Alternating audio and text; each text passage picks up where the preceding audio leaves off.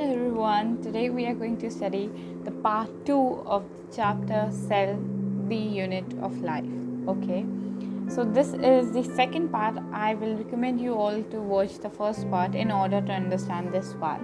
So in the previous part we had done till electron microscope, and now we are going to do from the part cell theory.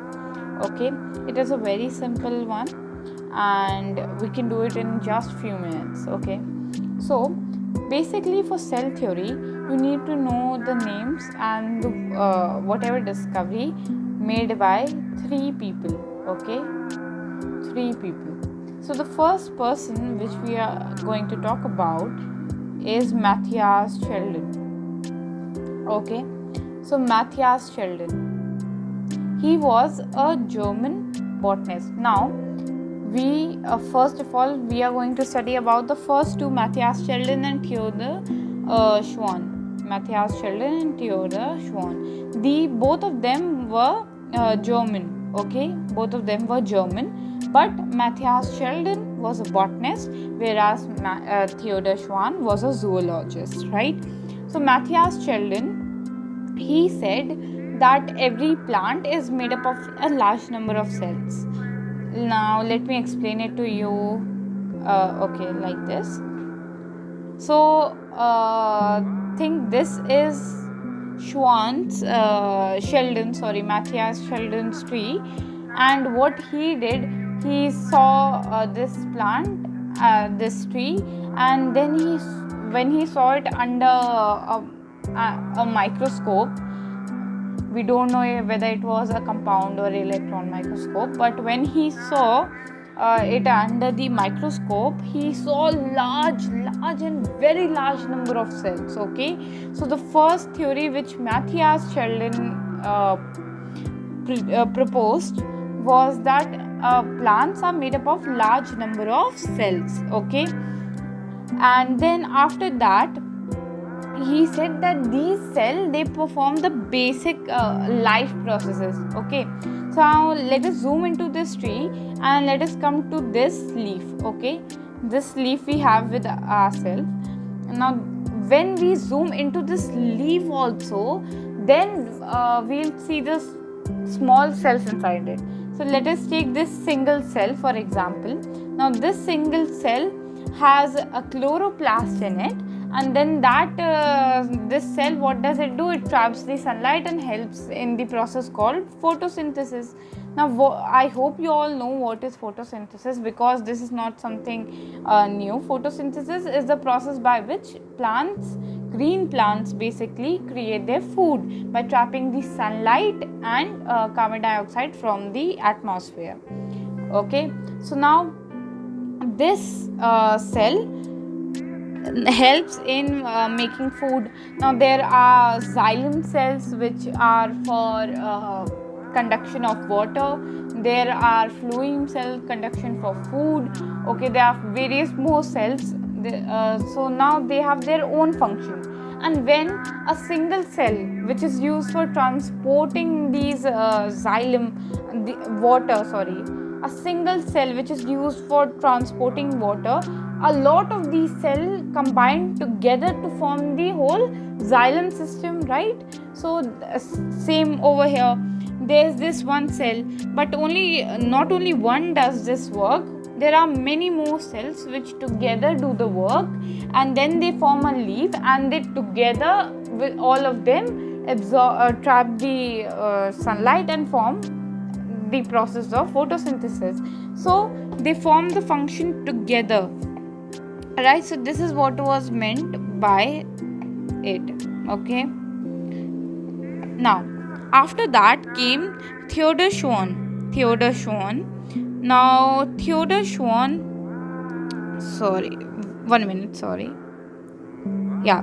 Theodor Schwann, he was a German zoologist. Means he was concerned with, he studied about and had more information about animals. Okay, and whereas Matthias Sheldon, he studied about plants more because he was a botanist. Okay, Now, Theodor Schwann, he was a German zoologist and he made the discovery in animals. Now, with his discovery in animals, plus the discovery made by Matthias Sheldon about plants, he proposed this theory.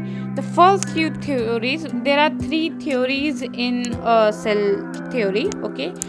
So the first 2 he combined together, and he said that all animals and plants have a large number of cells and they are composed of cells, and these cells only form the structural and functional unit. Structural and functional unit. Now, this I have already explained in the first part. Now, if you have seen this first part, then you'll obviously know what is structural and functional unit, because I had explained there very in detail. Now I'll tell you briefly about it. Like in structural unit, if this is your plant and it is made up of a large number of cells, okay. Now these cells together form the tree. Without them being formed together, there would be a large number of individual cells, right? So when these cells come together and they form a plant, so they are the structural unit, means they are the smallest thing in the plant, which together form the plant itself, right? And then the functional unit. For example, I had told you just now about the leaf. What did I tell you about the leaf? Let me draw the leaf over here really quickly. So this leaf, it is made up of large number of cells, right? These large number of cells. Now these large number of cells, they perform all the functions, right? One cell traps the sunlight, but all the other cells also trap the sunlight, and with that the whole process of photosynthesis takes place. So whatever function happens first happens in the cell of that part, okay. Now let me erase all of this, okay. Now let us go to part 2. Now let us come to Rudolf Virchow. So let me add the first name. It was in the previous page. Rudolf Virchow, okay. He made an additional point to the pre-existing cell theory. Now the cell theory told just now what I told you, first 2 points. Now he added that all the cells arise from pre-existing cells, okay. Now this is one cell. This cell now divides into these 2 cells. So let us talk about a single cell. Now this cell has been it arises from this cell only. Now this cell is also arose from one cell, okay. Now this cell also arose from another cell. So every cell, it arises from a pre-existing cell. Now let us talk about ourselves as animals. We also start our life as a single cell. That single cell is called zygote, okay. We all start our life as a single zygote, and then this zygote divides, and it divides so many times that our human body is formed, right? Similarly, it is this same thing with the plants also, okay. So now let us see whatever we have studied over here.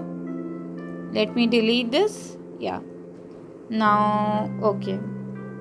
Let us study about the cell theory, or whatever I have told you just now. It is that only. The cell is the smallest unit of structure, and it is a unit of function, and all cells arise from pre-existing cells, okay. Now these are some less important part of the chapter, but yes, you should know since it is in your syllabus. So okay, what does the cell theory mean?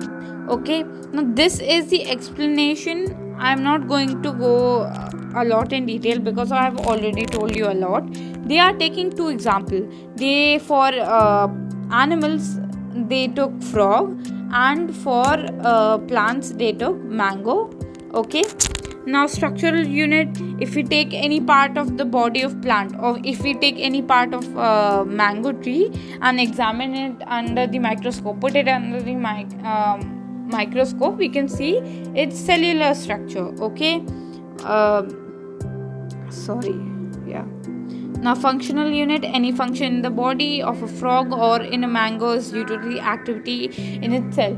So for example, this is your mango tree, right? This is your mango tree, and this mango tree, whatever function is happening is because of the each and every cell inside it. Okay, so that is why it is called the functional unit. Now cell die and are replaced. Do you know about how frequently RBCs are being replaced? They die after every 120 days. Okay, so they die and then they are converted into bile. That is something different. You will study in this class only. I'm not telling something out of the syllabus, but this is not there just now. I'm just giving you one example. Cells die and are replaced. Now the body of the frog, okay, or the mango tree, they are made up of large number of cells, right? Now many of these cells, they continuously die because they also have a lifespan. Okay, so now they continuously die, and then one dies, then the second one is replaced in its place, then the other die, like this. The cells form from the pre-existing cells. Okay, and then thus there is a never-ending chain of life. After that, most life starts as a single cell. Just a few minutes ago, I told you about this.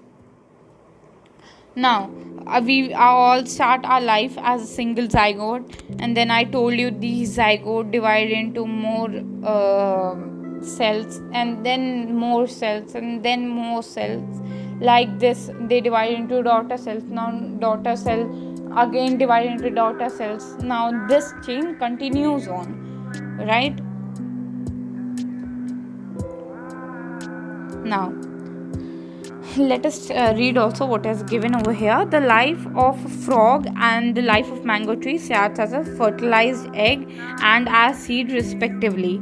Okay, the egg was a single cell produced by cells of ovary of the mother frog.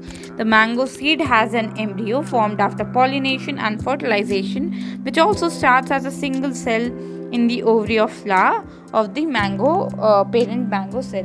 Now if you did not understand about fertilization and about pollination, don't worry, we have a specific chapter for that, so we don't need to worry a lot, but I've already told you what does this mean. So let us continue.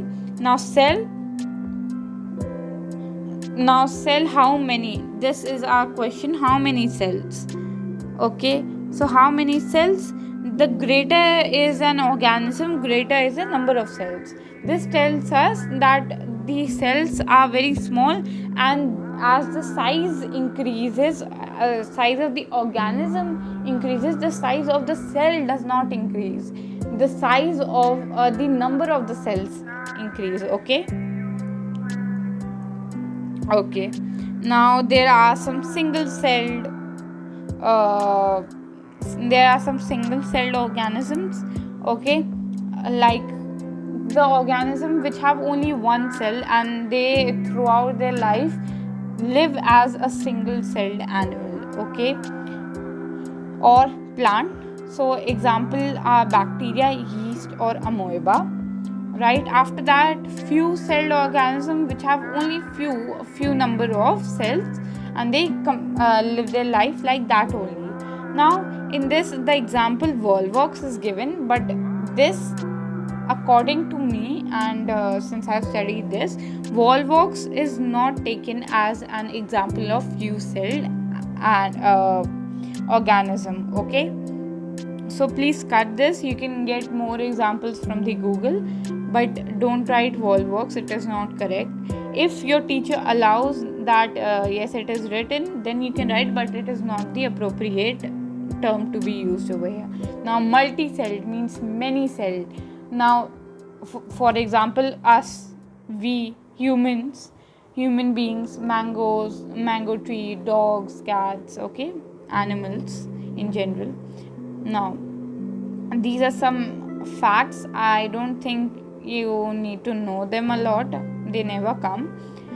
So let us see cells, how small, okay, how small are the cells. Now cells are very small and they can be seen only with the help of a microscope, okay, they can be seen only with the help of a microscope, as I had told you in the first part of this chapter. Okay, the smallest cell are of bacteria. Okay, so we have two smallest one, bacteria and RBCs, red blood cells. Bacteria is in general the smallest cell, okay, on this planet, and then RBC is the smallest cell only in humans. So according to human beings, RBC is the smallest one, okay, in our body, but bacteria in general is the smallest, okay. If you want to know their size also, it is also given over here. Let me 1 minute erase this. It is 0.3 to 5 micrometers, okay, and RBC is about 7 micrometer. Now, longest cell, obviously I don't think you need to even think about it, neurons. I hope you all have studied about neurons, because we have it in our syllabus in previous classes also, but this is something, if you don't know, this is something how it looks like, right? And then this is called the cytosol or the body. Let me change my pen color, 1 minute, sorry. Yeah, so this is the cytosol, the whole interior part. This is the nucleus, okay, nucleus. This is cytosol or the cell body. These are dendrons, and further they are branched into dendrites, and these are axon, okay. Now these are axon ending, okay. Now I hope you have understood what a neuron is or nerve cell is. The name you may think are different, but neuron or nerve cell, they are basically the same thing, okay. And the largest cell, 1 minute, let me draw it, is the egg of ostrich, and basically not the white part, it is only the yellow part, it is only this part that we consider as cell, and this is the largest in ostrich egg. And I hope you know this fact that ostrich eggs are really big, so therefore they are the largest eggs, right? Okay, smallness of cell, a greater efficiency. Now if you have this question, why do we have to have a cell which is small size? Why can't we just have a cell which is of big size, okay? Why can't we have that? It is because it helps in rapid communication and it increases the surface area for better communication, okay. Now I'll explain this in the next page. It is given in the next page, okay. Now let me take this example given over here. It is given in your book, right? We have these two cubes, they are equal, okay, they are equal cubes, right? They are equal cubes. Now these equal cubes, what I did, I left this cube like this only, right? I left this cube like this only, but what I did was I divided this cube into smaller sections, okay. I divided it into smaller sections. Now what happened is that the surface area increased. Now the surface area, I hope you know what is surface area. Surface area is the area in contact with the air, right? Like this is the surface area, and the one at the bottom over here, 6 faces of this square is the surface area, right? Now I have divided this into more pieces. Now the surface area has increased much more, because now we have 6 more, in just 1/4 part of it, we have about 2 to 3 more surface area increasing. So it is given like that without 1 minute. So for this one, the surface area is 24, but for this cube the surface area is 48. Okay, now since there is more surface area, there can be more diffusion of gases, right? So if they will be small, so diffusion of gases will be more. And if they would have been big, large, like this one, and this is the nucleus inside, whatever message that had to be transmitted, impulses that had to be transmitted, or anything like that, it would take a lot of time to just go through one cell. In that time, in its place, let's take this, suppose this and this one, these are of same size, and then we have so many small cells inside it, right? So whatever message I have to, impulse which I have to pass through it, it will quickly go to this one, and then quickly to this one. Similarly, it went through it so quickly, and it went through so many so quickly, but it took a lot of time coming over here. So this is what was meant by it. Okay, now cell shape. There are different cell shapes for different requirements. Okay, so you can see epithelial cell. What are epithelial cell? We are going to study in the next chapter only, don't worry a lot. But these epithelial cells, they are thin membrane, and they are only like one cell layer tissue, and these cells, they form the linings, okay, of cavities, and then they form the cover of our skin. Okay, so now they can be shaped like this also. They can be shape of the human blood cells also. Now WBC, they have no shape, and we'll study the reason why in the next page only. And then after that, this is for the connective cells, connective tissue cells. It includes blood also. It can I think it includes antipodal cells also. We'll get to know about that later. And then stratified muscle cells, then cartilage cell. Okay, all of this cartilage, connective, striated muscle fiber, all of this we are going to study in the next chapter. So I would recommend you to quickly go and watch my other videos, which I'm going to post really soon. Okay, now bone cells, smooth muscle cells, all of this we are going to study. Nerve cell, which I was talking about just now, the longest cell in human body, longest cell basically. This is a nerve cell.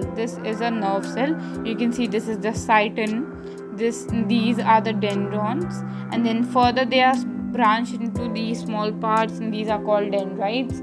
This long chain is of axons. Okay, and this is the axon ending, right? Now after that, this is a single celled organism. This is plant cell, and these are guard cells. I hope you know what is a guard cell, right? It is something like this, and it is used for entrance and exit of gases. Okay, and then amoeba. Okay, single celled organism. Let us quickly go to the last page, which we are going to study this time, because we don't have a lot of time today. We have already taken a lot of time. Okay, now WBC, white blood cells, WBCs, they do not have any shape. Okay, they are just shapeless, and they wiggle around. They are shapeless, and they can be of any shape. Why is that so? Because they can squeeze out through the capillary walls. Now, what is the function of WBC? In case you forgot, they are used to fight with the foreign substances or foreign bodies which enter into our body and does prevent diseases. Okay, now WBC is a part of blood only, so obviously it will flow with the blood. So This is the WBC flowing with the blood. Okay, now we have to there is a germ over here. Let's make it green, and these WBCs have to kill that germ. How would they do it? So what they do now is that they do not have any shape, so they'll squeeze into the space between the cells of the blood vessel, and they'll squeeze out of it, kill this foreign body, and then squeeze back inside the blood and continue their journey. So this is why all WBC cells, they can squeeze through capillaries, and that is why they have this shape. Okay, and then after that, let me let me delete this. Okay, whatever, let us continue. Then after that, nerve cells, why are they long? They are long to quickly transmit all the impulses or the messages. Okay, and then after that, muscle cells are long and contractile. Very simple point, again, doesn't need a lot of explanation, but I guess I should tell you. So this is your hand. Okay, this is your hand. These are the muscles, right? These are the muscles, and then when you move your hand from that place, okay, to this place, so they stretch and then they contract for the squeezing of the parts. Now you can see it is getting squeezed over here, it is getting pulled over here. This muscle which I'm pointing to right now, let me point to it. Yes, 1 minute. So this muscle over here, it is getting pulled, it is getting squeezed over here and pulled over here, right? It is getting pulled over here and squeezed over here. So this is what was meant by it. Okay, now after that, the last one, guard cells of the stomatal pores in leaves are bean shaped to open and close the pore. Okay, they are something like this. I've just now shown you the diagram. They are something like this. Now they'll let you enter it, and then they'll close. Okay, they'll close. So it is something like that. With this, my second part is done. If you want more videos related to it, please do let me know, because I'm making them with a lot of hard work, and if you'll subscribe or share this, I'll be really happy, and I'll try to make small videos from now onwards and divide it into more parts. Okay, so in the next video, I'll do the next 2 pages maximum. Thank you and bye bye.